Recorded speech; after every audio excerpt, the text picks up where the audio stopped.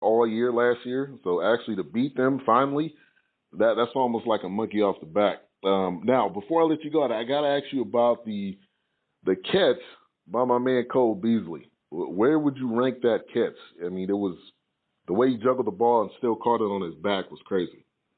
That was a really nice catch. I don't know. For some reason, it seemed like the Giants always is a part of that catch, whether they're on the good side of it or not. Right. I like the catch. It was a good catch. Man, on the spot, I do not know. That's a tough one.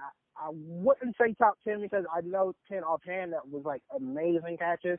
But it's definitely top 20 that I've ever saw. When I saw it, I had to rewind it. I paused it. I paused the TV.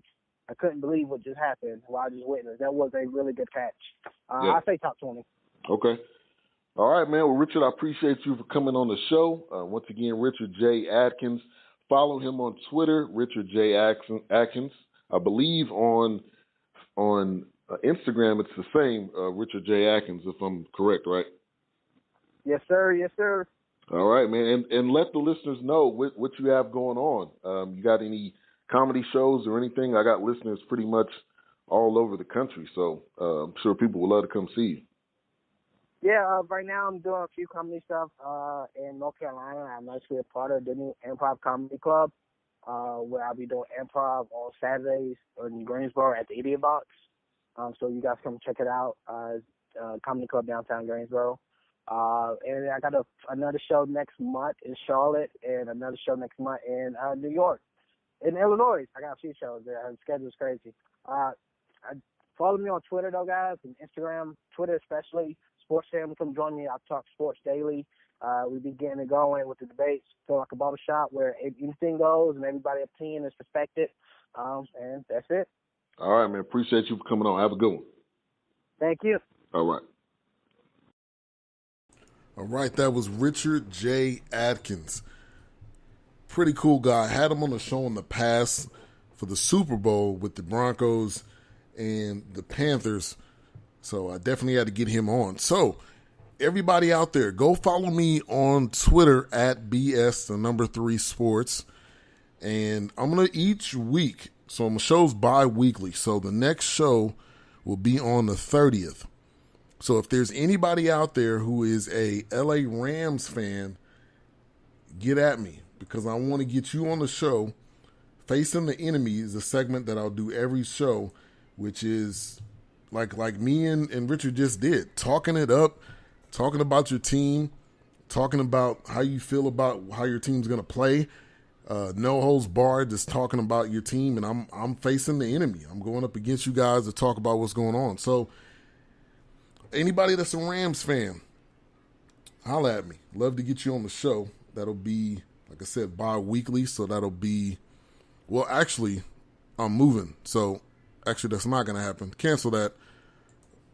Cancel. So, but if you are a Rams fan, try to holla at me because I may be able to do a show some point in time that week. I just don't know when. But, and Joyce says Cowboys win.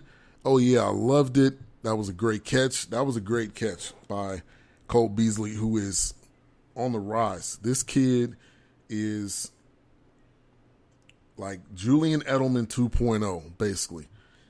Catching on those slant routes, juking people, he's good.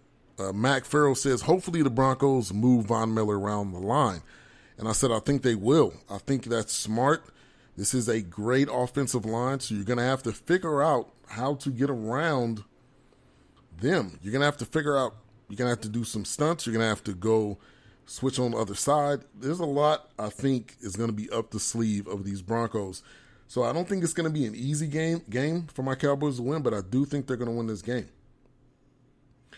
All right, so other news from the NFL. If you didn't hear about this, Johnson from the Cardinals, I don't know, I can't remember his name right now, but David Johnson of the Cardinals is going to be out for the next 2 to 3 months. So they re-signed Chris Johnson right after cutting him a couple of days ago.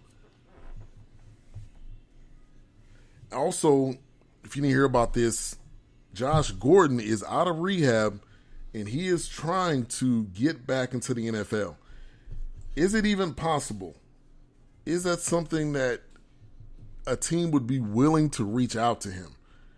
To me, it's tough to say that a team would go after Josh Gordon when there's unrestricted free agents. There's guys coming out of college. There's guys that have been constantly playing, and Josh Gordon hasn't. So that is an interesting story. I hope he does get a shot. I would just say give him a chance. New England Patriots, give Josh Gordon a chance. Let him show you what he has. If he has nothing left, then that's fine. Let him go. He's gone. But if he has something to bring, let the guy come. Give the guy a shot. And Big L says Gordon loves the weed. He does, which is his problem. And the NFL doesn't love the weed. So you're gonna have to stop that, or I don't condone this, but figure out like a way to get around it. I mean, if you know when the test is, you shouldn't be getting caught. But he went to rehab. Hopefully it's over. Hopefully this won't be another issue. And I wish him the best. I hope he gets a shot. Like I said, though, if he doesn't have it anymore, then he may not be on a team. That's just how it is. There's so many different guys that you have coming in and out of the NFL. There may not be a place for him anymore, but we'll see. I hope he gets a shot somewhere. I think the Patriots, what other team would be willing to take a risk? And I think the Patriots would be a perfect spot. The NFL Hall of Fame. So there's a list of players that are on the list for the 11. There's 11 players that are first year eligible for the Pro Bowl. You have Ray Lewis. I think he's going to get in first ballot. I don't see why not. Brian Urlacher, I think he'll get in first ballot. Randy Moss should get in. Will he is the question. I think people see him completely different now because he does commentating. He is very knowledgeable about the sport. So I think he's going to get in because he probably talks to all these guys that are going to be voting for him. So to me, he should get in because I think he's changed people's perspective about him. Now, Big F says no T.O. again. Yeah, I don't know if T.O.'s on the list. I'm actually pulling it up right now as we speak to see who are the actual players on the list. But I guess that means, I don't know if that means T.O. doesn't get in at all. Okay, here's the list. Eric Allen of the Raiders.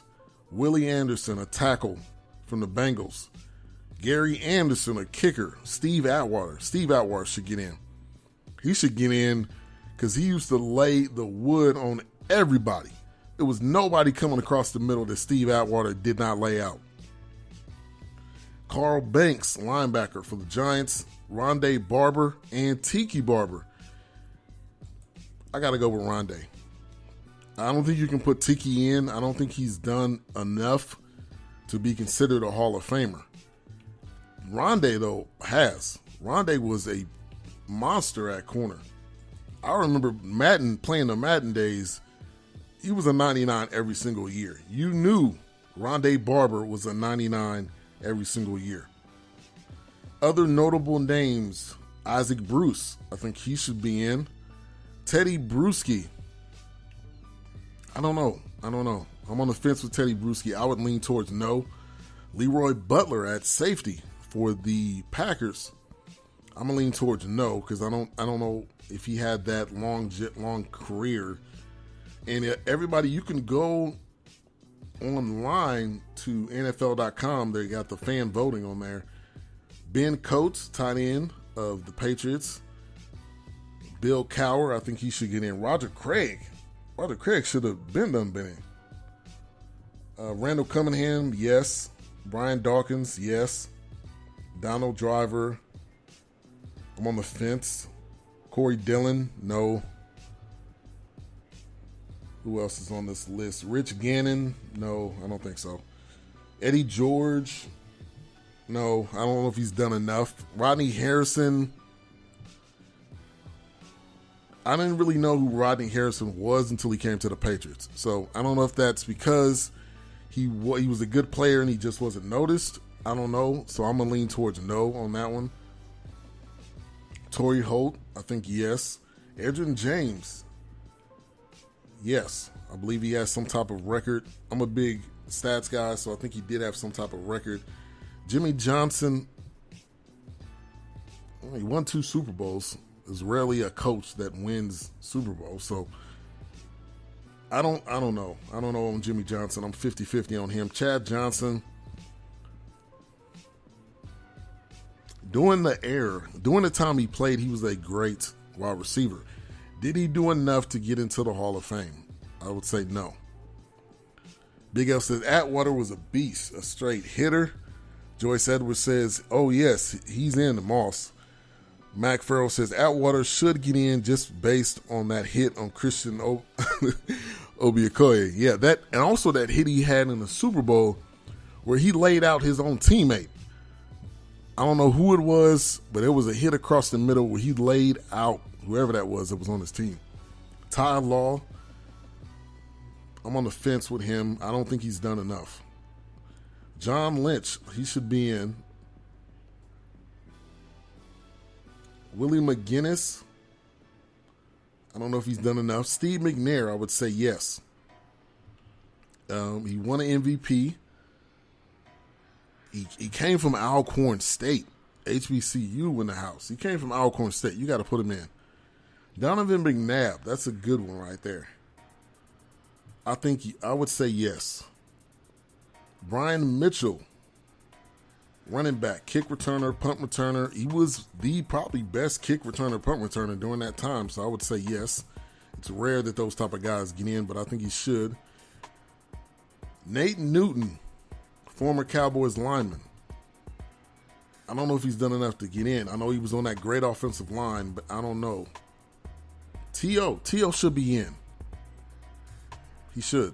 I mean, he's top 5 in a lot of different categories. Better than a lot of guys that are already in the Hall of Fame. So he should be in. Joey Porter, that's a good one right there. I'm going to lean towards no because I don't know if he's done enough. Sterling Sharp, I would say yes. Phil Simms, I would say yes. I don't understand why Phil Simms isn't already in there. Why does he being friends with Rodgers make you a Hall of Famer? By a question about Big L. I think writers have looked at Randy Moss in a negative light. And honestly, these writers are so emotional. To me, Randy Moss should be in first ballot, no question, no comment. He should be in.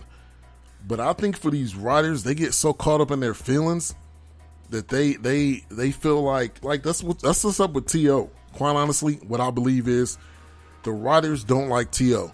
Why do writers even have a vote in the first place?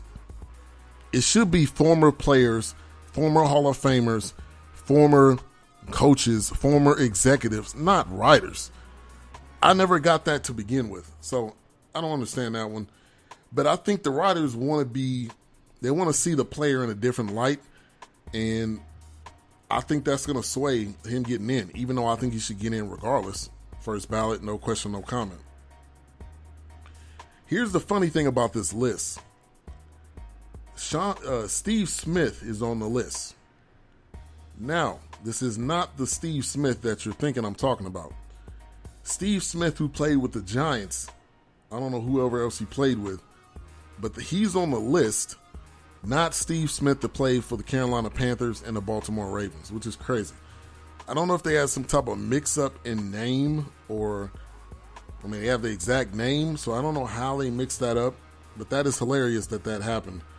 So that is not the Steve Smith that we all know. That is the other Steve Smith that somehow got on the ballot. So they need to make that switch.